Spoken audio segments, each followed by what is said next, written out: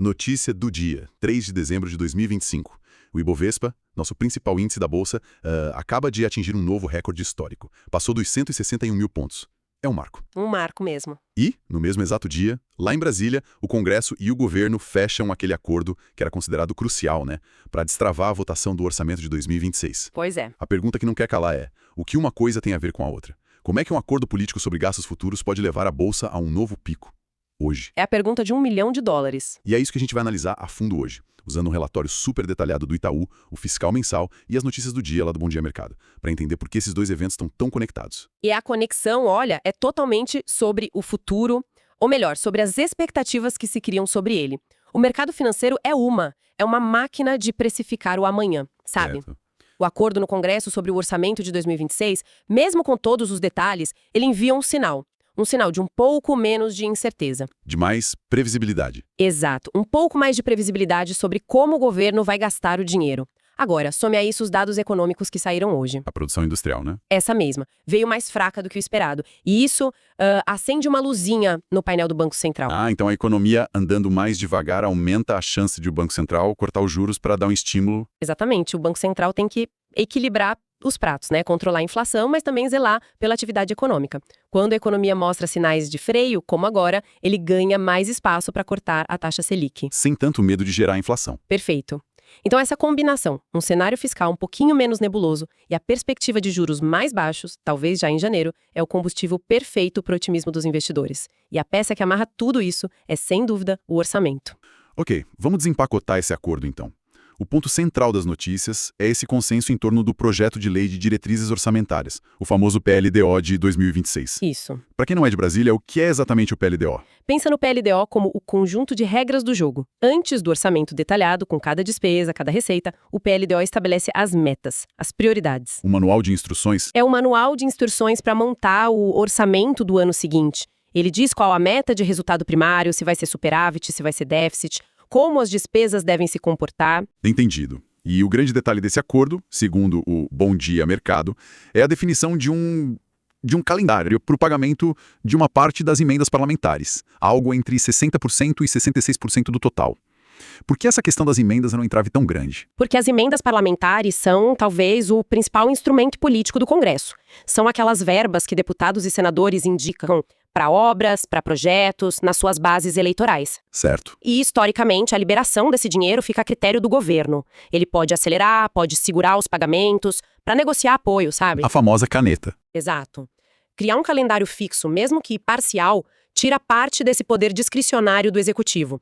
Dá mais autonomia para os parlamentares e, para o mercado, cria uma regra mais clara, diminui a imprevisibilidade. Faz sentido. Menos poder para a caneta e mais previsibilidade. Mas, ao mesmo tempo que se organiza essa despesa, parece ter um movimento para aumentar a receita. O noticiário fala da aprovação na Comissão de Assuntos Econômicos do Senado de um projeto que aumenta impostos sobre as bets, fintechs e JCP. Isso. E é importante explicar o que são esses alvos, né? As bets são as apostas esportivas online, o mercado que explodiu, fintechs, as empresas de tecnologia financeira, e o JCP. Juros sobre capital próprio. Exato, que é uma forma das empresas remunerarem acionistas, muito parecida com dividendos, mas com umas vantagens tributárias que o governo agora quer reduzir. A arrecadação extra prevista com esse pacote é de R$10 bilhões em 2026. Mas espere um pouco. R$10 bilhões. Quando a gente olha as projeções de déficit que vamos ver mais tarde e que passam de 100 bilhões, esse valor não parece quase um erro de arredondamento? É um ótimo ponto. É um sinal político mais forte do que uma solução fiscal de fato, não? Você tocou no X da questão. Numericamente, R$10 bilhões não resolvem o problema estrutural, nem de longe. Mas para o mercado, hoje o que importa é a direção, é o sinal. A mensagem. A mensagem é, estamos cientes do problema do lado da receita e estamos tentando agir. Mesmo que seja uma ação pontual, de impacto relativamente pequeno, o mercado lê isso como um passo na direção correta. É a sinalização de um esforço, e isso, no curto prazo, ajuda a melhorar o humor. Entendi. Então juntamos as peças. O acordo das emendas, que acalma o Congresso e dá previsibilidade, a tentativa de aumentar a arrecadação, que manda um sinal positivo, e os dados fracos da indústria, que alimentam a aposta na queda de juros. Aí está. O resultado é a euforia na Bolsa e o novo recorde. É a narrativa de um dia perfeito. É o cenário perfeito no curto prazo. A narrativa que se forma é de um ambiente com menos risco fiscal imediato e com um estímulo monetário ali no horizonte. Para quem investe, é música para os ouvidos. Mas essa música pode parar de tocar de repente, né? Porque essa euforia toda do mercado parece ignorar o tamanho do desafio que esse mesmo orçamento representa no longo prazo. Com certeza. É exatamente isso que o relatório do Itaú nos mostra quando a gente olha o número de perto, para além da manchete do dia. E o quadro geral que ele pinta é bem sóbrio, para dizer o mínimo.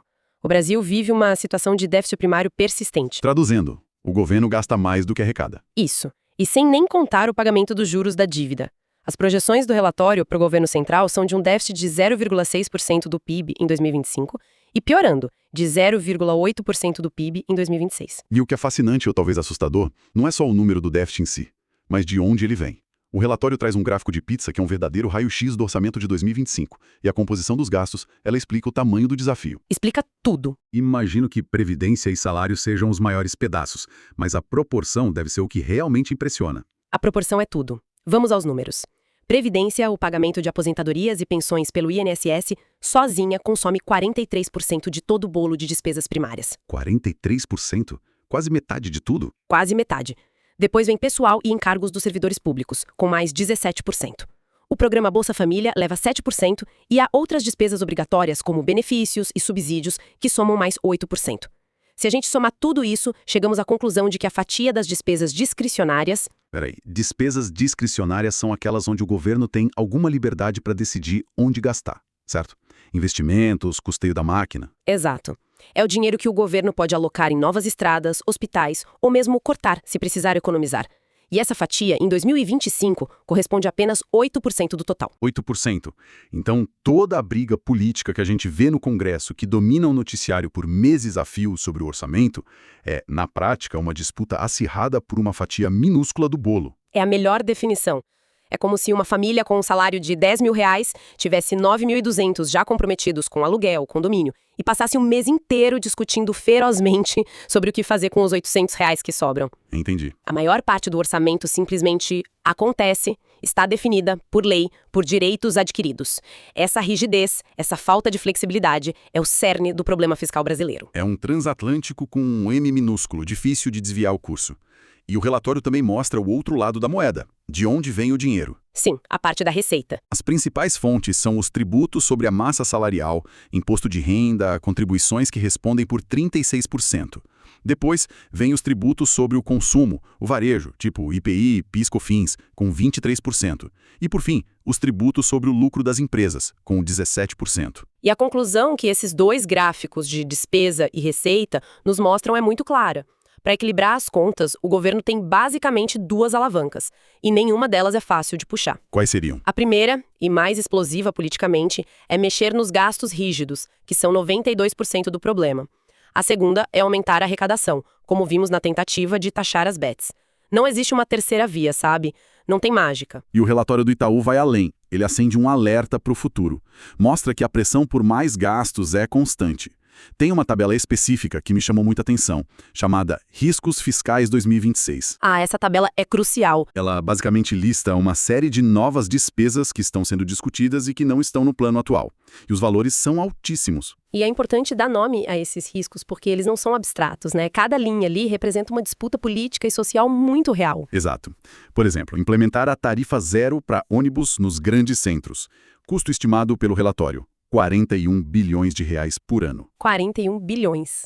Outra proposta, aumentar o limite de faturamento do MEI, o microempreendedor. Custo, 23 bilhões de reais. Outra, ampliar o público do BPC, aquele benefício social. Custo, 18 bilhões.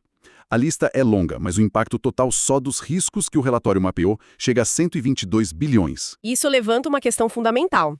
A tarifa zero é uma bandeira de partidos mais à esquerda. A mudança no MEI é uma pauta forte da bancada de pequenos empresários. A ampliação do BPC tem um apelo social enorme. Individualmente, quase todas essas propostas parecem fazer sentido, né? Sim, claro. Quem pode ser contra ajudar o microempreendedor? Ou oferecer transporte público mais acessível? O problema é que, no agregado, elas se tornam uma bomba relógio fiscal. O cobertor é curto. Não há espaço no orçamento para tudo isso. E se conectarmos isso ao quadro geral? Qual é o resultado inevitável de déficits ano após ano, somados a essa pressão constante por novos gastos? O resultado é um só: o aumento da dívida pública. O relatório do Itaú tem um gráfico muito claro sobre a evolução da dívida bruta do governo geral. Ela já está num patamar elevado e a projeção é que continue crescendo. Vai ficar acima de 80% do PIB nos próximos anos. 80%. Sim, e para uma economia emergente como a nossa, esse é um nível considerado perigoso. Perigoso por quê? O que isso significa na prática? Significa, primeiro, que o custo dos juros aumenta. O governo precisa pagar juros mais altos para convencer os investidores a continuarem financiando essa dívida. Esse dinheiro poderia estar indo para saúde, educação. Investimentos. Exato. E segundo, deixa o país muito mais vulnerável a crises externas. Qualquer mudança de humor global nos atinge com mais força.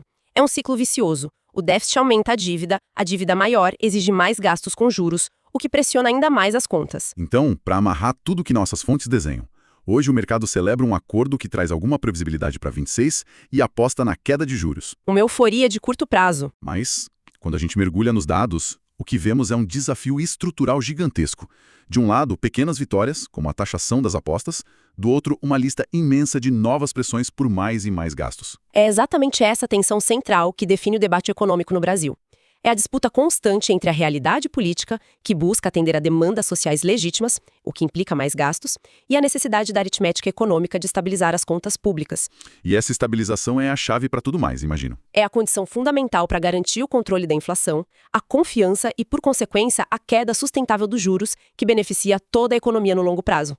O otimismo de um dia na Bolsa, por mais bem-vindo que seja, não resolve a rigidez estrutural do nosso orçamento. O relatório deixa claro que a Previdência Social consome quase metade de todas as despesas primárias do governo, 43%. No entanto, o debate político de hoje e a negociação que move o mercado e gera recordes na Bolsa gira em torno de emendas e da taxação de setores específicos. É uma desconexão. A questão que fica para reflexão é: quando e se a conversa pública passará a focar nos fatores que realmente dominam o orçamento?